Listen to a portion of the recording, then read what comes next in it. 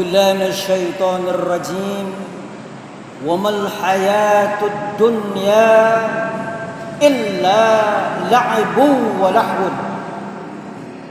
وللدار الآخرة خير للذين يتقون أفلا تعقلون. Dan tidaklah kehidupan dunia itu kecuali permainan dan senda gurau. Dan kampung akhirat itu jauh lebih baik bagi orang-orang yang bertakwa. Apakah kalian tidak memikirkannya? Al-Quran surah Al-An'am ayat yang ke-32. Sadaqallahul azim. Allahumma arhamna bil Quran wa ba'd. Kaum muslimin dan muslimat jamaah salat Isya dan salat tarawih Masjid Al-Husna yang dimuliakan Allah Subhanahu wa taala. Sikap jiwa yang paling pas yang terus-menerus harus kita hadirkan pada kesempatan hingga malam ini adalah bersyukur yang tiada henti. Kenapa bersyukur terus-menerus? Karena nikmat Allah juga datangnya terus-menerus. Semoga dengan mensyukuri apa yang ada, maka Allah akan menambah lebih banyak lagi nikmat-nikmatnya. Kaum muslimin, dalam kesempatan yang sederhana dan dalam waktu yang tidak terlalu lama ini, judul ceramah tarawih kita, saya ambilkan topik yang mudah-mudahan bisa mengingatkan kita, menyegarkan kita agar kita tidak salah prioritas. Judulnya adalah mudik ke kampung abadi sebagai lawan mudik ke kampung sementara. Judul ini tidak hanya penting, tetapi bisa membuat kita ingat kembali pesan-pesan Al-Quran dan Rasulullah SAW tentang kemanakah kita setelah ini. Karena Rasulullah mengatakan puasa itu akan sukses kalau dua syaratnya, iman wahtisaban, yakin bahwa puasa ini mengandung kebaikan, dan ihtisab, banyak-banyak mengoreksi diri. Ibarat sekeping uang dua sisi. Kalau puasa mau sukses, mau efektif, mau ngefek kata orang, harus ada iman dan ihtisab. Koreksi diri, termasuk mau ngoreksi apa bekal yang kita bawa setelah kehidupan ini selesai. Itu kira-kira judul ataupun tujuan mengapa topik ini kita segarkan kembali. Mudik ke kampung abadi. Kaum muslimin yang terhormat, kita kadang-kadang kehilangan prioritas. Prioritas itu harusnya ada hal yang kita utamakan, tapi kita belakangkan. Harusnya ada hal yang kita dahulukan, tapi kita tunda. Harusnya ada hal-hal yang kita uber-uber, tapi kita leha-leha. Ya contohnya seperti fenomena, baik mudik itu dilarang atau tidak, itu kan ke kampung sementara.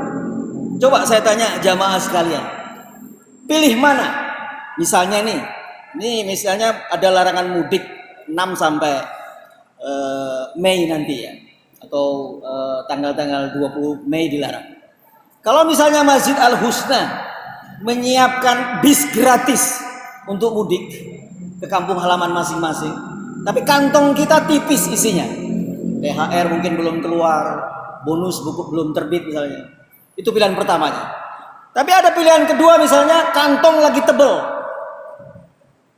tetapi dilarang mudik ke kampung halaman masing-masing. Mana pilihannya? Orang akan pilih yang mana? Yang pertama atau yang kedua? Orang akan cenderung memilih yang pertama. Karena mudik ke kampung halaman itu bukan kampungan. Ia memang naluri manusia, ingin rindu ke tempat asal. Kita ini punya bawaan pengen balik ke tempat asal. Bukankah begitu jamaah sekalian? Pengen kita ini kembali mengenang masa-masa dengan orang tua di kampung. Dan itu sejalan dengan ajaran Islam. mohon maaf kepada kedua orang tua, kepada tetangga-tetangga waktu kita kecil dulu misalnya.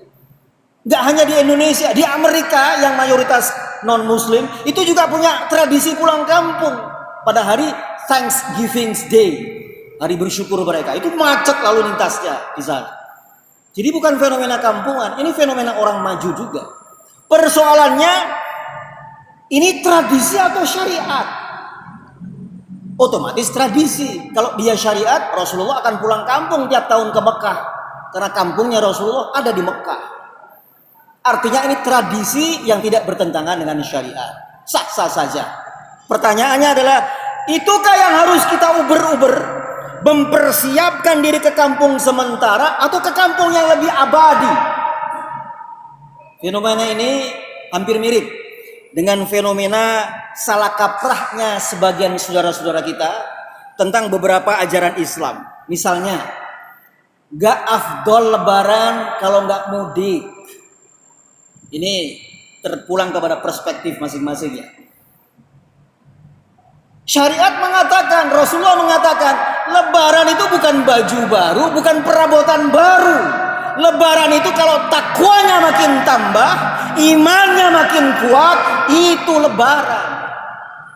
Jadi keliru besar kalau mengatakan gak afdol lebaran, gak afdol Idul Fitri kalau gak mudik. Ini yang mau kita luruskan. Soalnya apa?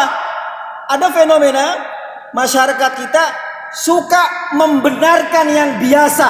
Saya ulangi, membenarkan yang biasa. Begitu Bu ya? Membenarkan yang biasa, bukan membiasakan yang benar. Contoh, melawan arus di jalan raya. Tugas cegat, Pak, ini ngelawan arus Pak, bahaya bagi orang, bahaya bagi anak orang. Enggak Pak, ini biasa, saya lewat sini biasa. Itu namanya membenarkan yang biasa. Bu, nggak pakai helm, ini jalan raya Bu. Biasa Pak, kesini nggak pakai helm nggak apa-apa. Itu membenarkan yang biasa. Nggak afdol lebaran kalau nggak mudik, itu membenarkan yang biasa. Maka Allah dan Rasulnya mengingatkan kita untuk agar senantiasa berlatih membiasakan yang benar. Termasuk ini, saya urun rembuk. Banyak orang menganggap bahwa kalau orang berharta pasti dia dimuliakan Allah. Kalau orang melarat pasti dia sedang dihinakan Allah. Ini salah kaprah. Saya ulangi, banyak orang menganggap kalau orang itu berharta, mewah hidupnya, maka dia sedang dimuliakan Allah. Tapi kalau ia kembang kempis ekonominya, miskin, maka ia sedang dihinakan Allah Subhanahu wa taala. Di surah Al-Fajr Allah mengatakan, "Kalla bal tukrimunal yatim." Enggak gitu. Kaya atau miskin bukan ukuran mulia tidaknya seseorang, bukan ukuran hina tidaknya seseorang. Ini supaya kita kalau berhadapan dengan orang berharta enggak minder. Sebaiknya orang kaya menghadapi orang miskin enggak arogan, itu maksudnya. Jadi persepsi kita harus betul bahwa kaya dan miskin bukan ukuran orang itu dihinakan atau dimuliakan Allah. Satu-satunya indikator kemuliaan adalah takwa Allah, takwa kepada Allah. Maka kaum muslimin yang terhormat, setidaknya pulang ke judul semula, mudik ke kampung abadi, setidaknya ada 16 kali Allah menyinggung kata marji'ukum.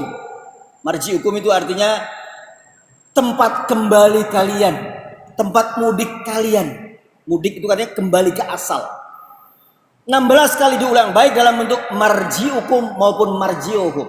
Salah satunya misalnya di surah Al-Baqarah 156. Alladzina idza asabatuhum qalu inna lillahi wa inna ilaihi raji'un. Sesungguhnya orang-orang yang ditimpa musibah itulah ketika mengatakan kami adalah milik Allah dan akan kembali. Ilaihi raji'un. Roja, kembali. Banyak orang ketika berhadapan dengan pembahasan kembali agak takut-takut. Apalagi bahas kematian. Apakah betul kematian itu selesai ketika dikubur? Tidak. Ulama mengatakan kematian itu kelanjutan dari kehidupan di dunia. Wala taqulu liman yuqtalu fi sabilillahi amwat bal ahya walakin la tash'urun. Jangan kau mengira orang yang mati terbunuh di jalan Allah itu mati. Mereka hidup, kamu tidak mengetahui. Jadi kematian itu adalah kelanjutan dari hidup di dunia. Kaum muslimin yang terhormat, persoalannya ada berapa macam kematian? Mana yang kita pilih? Saya ungkapkan dua, maaf. Allah mengatakan ada dua macam kematian untuk menuju ke kampung yang abadi itu. Kematian pertama adalah kematian orang yang soleh. An-Nahl ayat 32 Allah mengatakan, alladzina tatawaffahumul malaikatu tayyibin yaquluna salamun alaikum udkhulul jannata bima kuntum ta'malun. Yaitu ini orang yang mati soleh, yaitu orang yang ketika diwafatkan oleh para malaikat dalam keadaan baik, maksudnya tidak dalam keadaan berbuat zolim. Malaikat menyambut dengan ucapan salamun alaikum, sejahtera atas kalian. Disambut, bukan disambit. Masuklah engkau ke dalam surga yang balasan sebagai apa yang telah kamu kerjakan. Sebaliknya, mana yang kita pilih? Apakah yang ini? Di surah An-Nahl 28 mengatakan bahwa orang-orang yang dicabut nyawanya dalam keadaan sedang menzolimi dirinya sendiri. Malaikat tidak menyambut, bahkan berkata, kamu pernah melakukan perbuatan zolim. Dua pilihan ini kita tidak tahu pasti. Apakah kita mengakhiri hidup dengan keadaan mukmin yang soleh atau durhaka. Tapi yang pasti adalah salah satu di antara dua itu akan kita alami. Kaum muslimin yang terhormat, itu dua macam kematian. Selanjutnya ada dua macam bekal. Nah ini inti hikmah tarawih kita pada kesempatan malam ini adalah mana yang harus kita pakai. Bekal mana yang harus kita uber-uber. Wa fi dzalika falyatanafasil mutanafisun. Harusnya di sini kita berlomba-lomba. Harusnya di sini kita berlomba-lomba. Apa itu? Wa tazawwadu fa inna khairaz zadid taqwa. Berbekallah kalian karena sebaik-baik bekal adalah takwa. Sebaliknya ada orang yang berbekal paling buruk adalah menzolimi orang lain. Saya ulangi, menyakiti orang lain. Apa itu bekal takwa? Allah menjawab di surah Ali Imran. Jadi takwa itu bukan abstrak.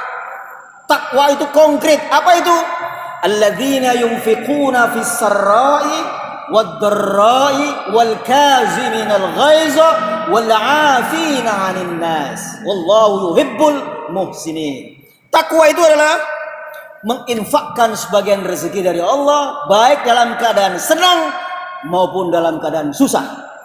Mungkin kita berontak, kalau ada duit bisa kita berinfak pak, tapi masa dalam keadaan susah juga berinfak? Jangan lupa Allah menyuruh kita berinfak dalam keadaan bersusah, karena kalau engkau ingin keluar dari kesusahanmu, berinfaklah sebagian rezekimu. Tidak harus uang, tenaga pun boleh, atau hal yang baik pun boleh. Dan memaafkan orang lain, menahan marah. Ini orang bertakwa, konkret ya. Kaum muslimin yang terhormat, maka tidak heran kalau Rasulullah mengatakan hal yang paling banyak membuat orang masuk surga adalah dua. Taqwallah wa husnul khuluq. Takwa kepada Allah dan berakhlakul karimah. Tidak bertakwa saja, tapi tanpa berakhlakul karimah. Bahkan dua hal yang membuat orang paling banyak masuk neraka adalah al-famu wal farju, lisan dan kemaluan. Kaum muslimin yang terhormat, dua bekal ini menjadi pertarungan kita. Berbekal takwa atau berbekal dengan orang-orang yang menzolimi sesamanya. Terakhir, kaum muslimin yang terhormat, berkaitan dengan mudik ke kampung abadi. Di sini kita harus berlomba-lomba. Kalau lihat fenomena orang mudik itu setahun cari duit di perantauan, setelah itu dihabiskan di kampung halaman, maksimal 2 minggu udah habis. Pulang lagi ke perantauan. Lebih panjang kampung abadi, wala darul akhirah darul muttaqin. Demikian Al-Quran surah An-Nahl ayat 30. Kampung orang-orang bertakwa itu darul akhirah.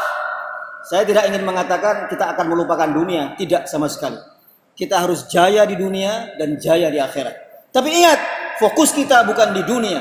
Darul muttaqin, kampungnya orang-orang bertakwa itu bukan di Jawa Tengah, bukan di Jawa Barat, bukan di Sumatera atau seluruh dunia, tapi darul akhirah. Di sini seringkali kita lengah dan terjebak, tergoda untuk habis-habisan menumpuk kekayaan agar kita bisa pulang ke kampung yang sementara. Walhasil ada dua wajah ketika kita nanti sampai ke kampung abadi. Wajah yang pertama kata Allah di surah Al-Ghasyiyah, wujuhu yaumaidin khasyi'ah. Di hari itu kita nanti dibangkitkan, ada wajah-wajah yang ketakutan, tertunduk hina karena perbuatannya di dunia. Tapi ada juga wujuhu yaumaidin na'imah. Ada wajah-wajah yang berseri-seri karena dapat kabar dari malaikat bahwa ia adalah penghuni surga. Termasuk wajah yang manakah kita kelak? Kita tidak tahu pasti. Tapi yang pasti kita bisa menjadi anggota salah satu wajah yang menakutkan tadi atau wajah yang berseri-seri. Alhasil kaum muslimin yang terhormat, bisa disimpulkan bahwa puasa, saya ulangi, puasa seharusnya membuat kita berlomba-lomba berbekal untuk darul muttaqin, kampung orang-orang bertakwa yang lebih abadi.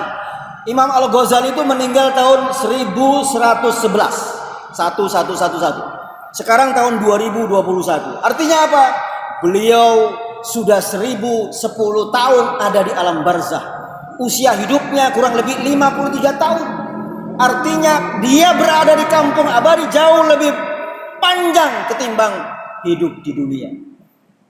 Makanya Allah mengatakan, afala ta'qilu. Kalau bahasa Tanjung Prioknya, kagak mikir lu.